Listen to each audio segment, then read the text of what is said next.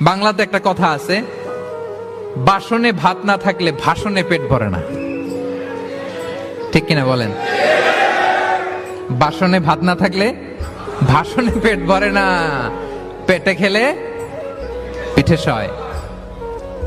এজন্য আপ্যায়ন করানো, খাওয়ানো এটা এমন একটা টেকনিক, আপনি কাউকে আপ্যায়ন করালে মুহূর্তেই তার মনটা, হৃদয়টা আপনার দিকে ঝুঁকে যাবে। সুবহানাল্লাহ পড়েন। যে আল্লাহ বিশ্বাস করে এবং আখিরাতে বিশ্বাস করে সে যেন তার মেহমানকে সম্মান করে। মেহমান আপ্যায়ন করা সুন্নাহ, এটা সুন্নাহ। সে যেন মেহমানকে আপ্যায়ন করে, সম্মান করে। অনেকে মেহমান আসলে অখুশি হয়, বাসায় মেহমান আসছে, হায় রে কত ঝামেলা, আমাদের রিজিক নিয়ে টানাটানি। সে ভাবে যে তার রিজিকে ভাগ বসাতে মেহমান আসছে। আসলে না, মেহমান আল্লাহর পক্ষ থেকে মেহমানের রিজিক নিয়েই আপনার কাছে আসছে।